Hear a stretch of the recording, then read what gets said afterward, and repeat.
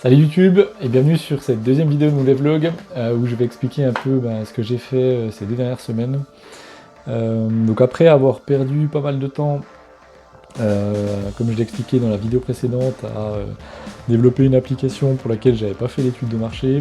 C'est une grosse erreur que j'avais déjà faite et je l'ai refaite tout simplement parce que j'avais envie de me lancer dans le développement. Moi j'adore développer, donc je me suis lancé un peu trop vite. J'ai pas pris le temps vraiment d'étudier le marché. Et j'ai réalisé assez vite que c'était un marché que je ne pouvais pas concurrencer puisqu'il était pris en grosse partie par Facebook qui fournissait un service gratuit dessus, donc je ne pouvais pas vraiment ajouter beaucoup de valeur là-dessus. Cette semaine, j'ai décidé de faire une étude de marché sérieuse, du moins beaucoup plus sérieuse que celle que j'avais faite précédemment.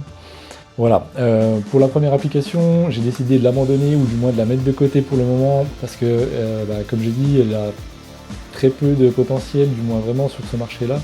Maintenant, j'ai une super bonne base pour travailler avec Facebook et les apps de Facebook. Donc c'est plutôt cool, je la garde quand même parce que ça peut être appliqué à beaucoup d'autres secteurs. Mais pour l'instant, je la mets de côté et je vais me focaliser sur une autre stratégie que je vais expliquer dans la vidéo. Donc concernant l'étude de marché, il faut savoir que j'ai jamais vraiment fait une étude de marché très sérieuse. Donc là j'ai décidé vraiment de prendre le temps de me documenter, de trouver les ressources qu'il fallait pour apprendre à faire une étude de marché correcte. Et j'ai passé aussi beaucoup de temps pour l'adapter au marché sur lequel je suis, donc les applications Shopify, parce que je garde quand même ce marché-là, hein, c'est là-dessus que j'ai décidé de créer une application.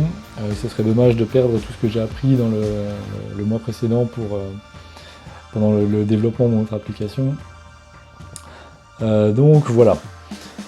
Une des spécificités du marché des applications Shopify qu'il faut connaître, enfin comme tous les marchés en fait d'applications, c'est que les applications sont classées par fonction, par type, qui donne les grosses fonctionnalités de l'application.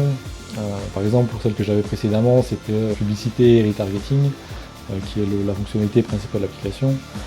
Et toutes ces applications peuvent être notées, donc évaluées par les utilisateurs. C'est une donnée qu'il ne faut vraiment pas négliger, qu'on a rarement sur un marché, parce qu'en analysant vraiment ces données-là, on peut savoir exactement combien une application a eu de téléchargements et a eu d'utilisateurs. Enfin, combien une application a eu approximativement d'utilisateurs. On peut en déduire les tendances sur les différentes catégories. Donc c'est plutôt cool, c'est vraiment là-dessus que j'ai décidé de me focaliser, parce que ça donne énormément de données, et c'est vraiment les vraies données du marché, c'est pas une étude où on va interroger vraiment les utilisateurs pour leur demander si oui ou non ils aiment ce type de fonctionnalité. Là on sait vraiment qu'ils utilisent cette application-là et qu'ils payent pour ces applications-là, donc on sait que la fonctionnalité est bonne. Après l'idée c'est de se différencier du marché bien sûr, parce que je ne vais pas recréer une application qui existe déjà, ça sert à rien. Mais le but c'est de prendre vraiment le besoin de base du client et puis de le spécialiser sur quelque chose qui n'est pas encore fait par les autres applications. Voilà, donc pour télécharger ces données, il faut savoir que sur le store Shopify, il y a à peu près aujourd'hui 5000 applications. Il y en a une dizaine qui sont 5 à 10 qui sont ajoutées tous les jours sur le store. Donc si je faisais ça avec un fichier Excel, je m'en sortirais jamais, j'y serais encore dans 2 mois.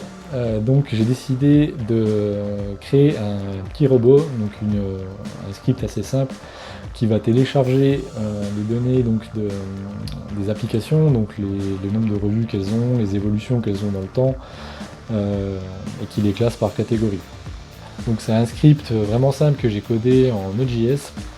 Le script, comme j'ai dit, télécharge toutes les données qu'il trouve sur le store de Shopify et puis sur d'autres sources de données qui analysent déjà le store.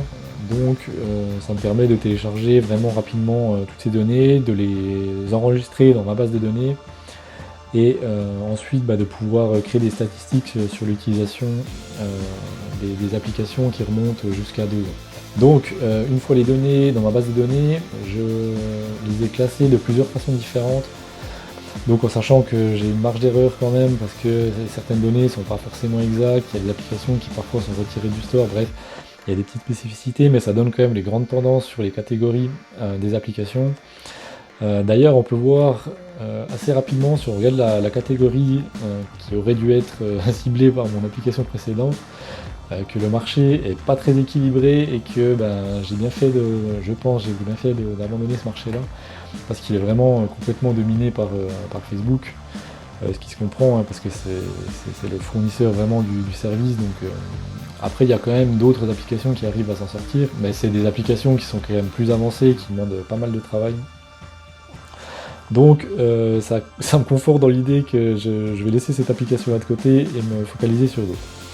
Donc avec toutes ces données, ça me permet de créer une nouvelle stratégie qui modifie ma stratégie précédente, hein, qui était pas de stratégie. Donc ma stratégie à partir de maintenant, ça va être de créer deux applications sur deux catégories différentes. Donc les deux plus en tendance que j'ai pu trouver en analysant mes données.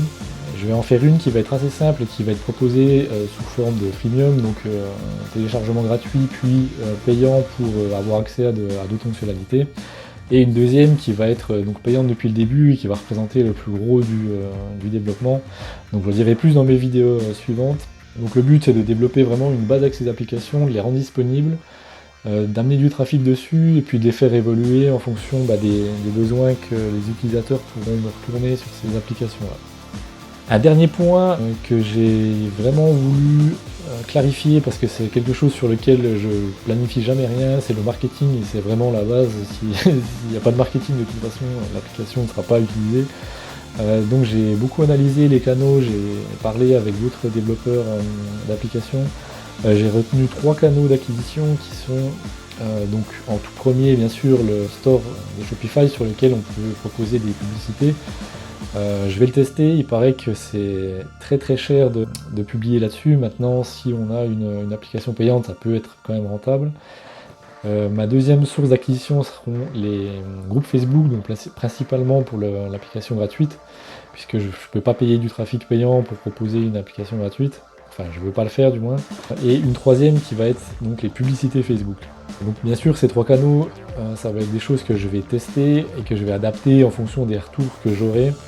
J'ai aussi d'autres idées de canaux de diffusion que je garde pour le moment, je ne vais pas me lancer partout à la fois. Donc je vais déjà tester vraiment ces 3 canaux d'acquisition là, et puis je vais voir ce que ça donne, si j'arrive à avoir des résultats ou pas. Si j'arrive pas ou que ça me coûte trop cher, par exemple sur le store de Shopify, je le mettrai de côté et puis je testerai un autre canal d'acquisition. Voilà, donc j'évoluerai dans le temps avec ça. Donc je donnerai plus de détails sur les applications sur les 2 applications que je vais développer dans les vidéos suivantes. C'est tout pour cette semaine. Je te remercie d'avoir regardé la vidéo et à bientôt.